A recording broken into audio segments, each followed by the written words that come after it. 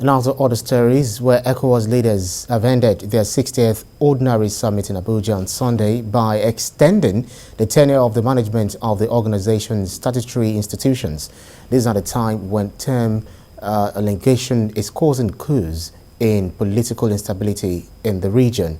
What are the financial and political implications of these and other decisions of the summit, given the seeming democratic slide in the region? This will be having a discussion by talking this through with African Affairs analyst Paul Ejime, who is joining me now to discuss this issue. Thank you so much for joining us, Mr. Ejime. What's your reading of this latest decisions by ECOWAS?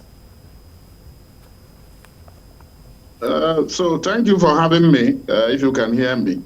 The decision could not have come at a worse time for a region that is trying to deal with the consequences of tenure elongation. Remember that Guinea President Condé tried to extend his stay in office, and that was why the military struck, and so on and so forth. We have had a couple of heads of state that have done what Condé did, and it is causing problem. And then for an organization that is also now fighting, trying to bring reconciliation there, to begin to extend the tenure of those who have spent 4 years.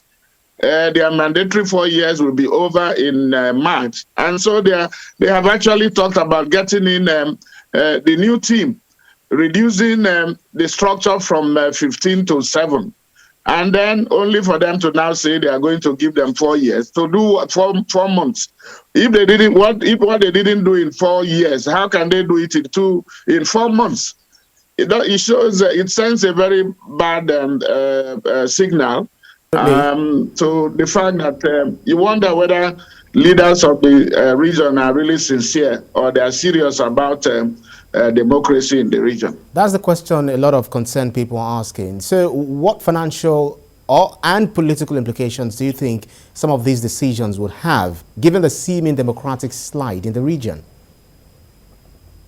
Yeah, so remember that ECOWAS, they have this bloated 15 commissioner structure, which they started running and has become so, is bleeding on the finances of, remember that the region is facing a problem from COVID. In fact, the whole world economy is on its knees because of COVID. So there are no resources.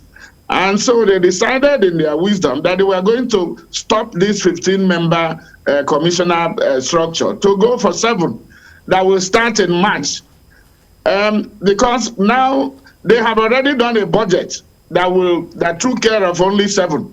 But now to come and say that the 15 will continue has a financial implication and also political implication, because they are always condemning the military for carrying out military coups. But what they are doing is actually political and constitutional coup.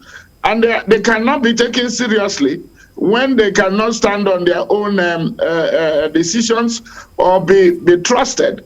If they are doing this, maybe pandering to just having few people, 15 commissioners, while 400 million citizens are suffering. They are going under pain. There is poverty, there is unemployment, there is disease, and so on and so forth. There is insecurity. Mr. Ejime, is that how you wonder whether these people are really ready to serve the people or they are serving themselves? Yeah, exactly. And then the security and humanitarian situation in the Sahel, characterized by the recurrence of terrorist attacks in Burkina Faso, Mali, Niger, and Nigeria, and the expansion of the attacks in the coastal countries are sources for worry. So how far would you describe the role played by the community so far in ensuring peace in the region?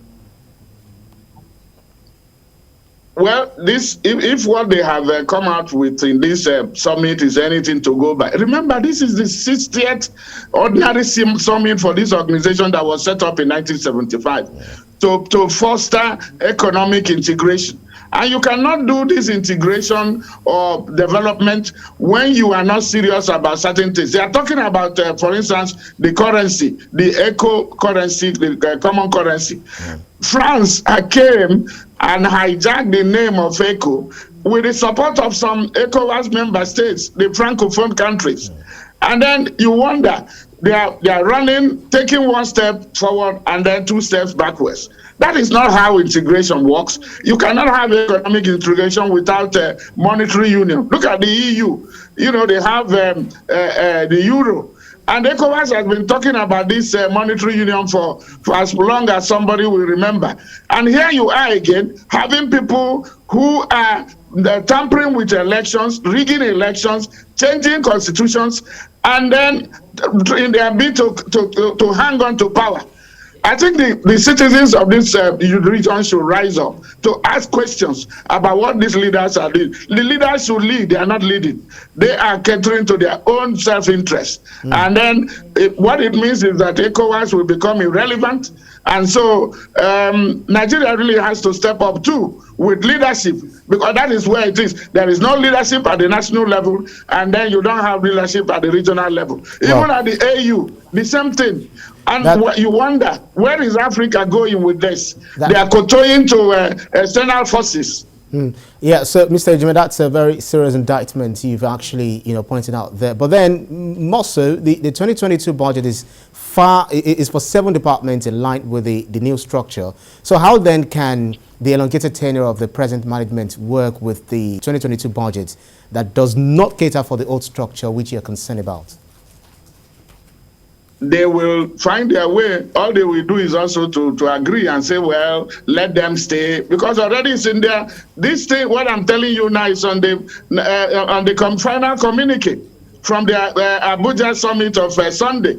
So you wonder, how do they go back on their words? How do they want people to take them seriously? I'm saying that leadership is deficient both at the national and regional level, because you can't give what you don't have.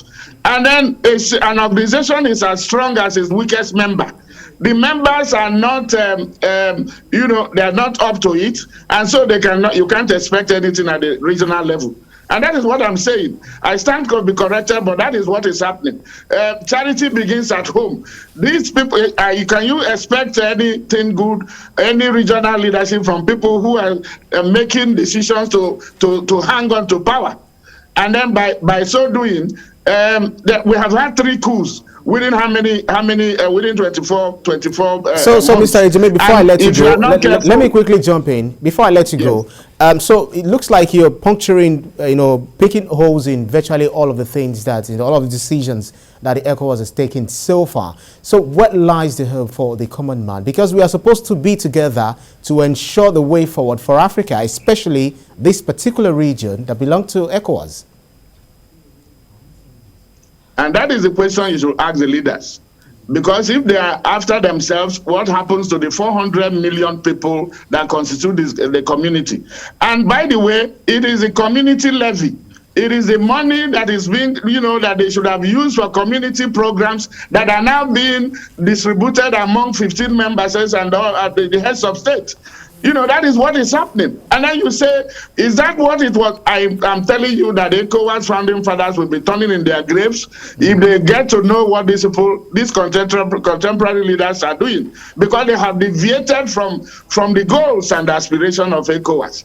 So to try to foster economic integration and then cater to the needs of the common people, of those who elected them, of those whose money they are spending. This is not, Nigeria is spending about close to 60 to 70% of the budget. And Nigeria is bleeding. Every country is bleeding. And then you can't use that money to go now and be fending to the comfort of a few. And that is not justifiable. Right. That is not, sustainable. I think the citizens have to ask questions. Right, and that's the questions we are trying to also find answers to. But then we keep close tabs on these developments in ECOWAS and, of course, in Nigeria to ensure that good governance is actually delivered at the end of the day. African Affairs Analyst Paul Ejime, thank you so much for our insight. Thank you for having me.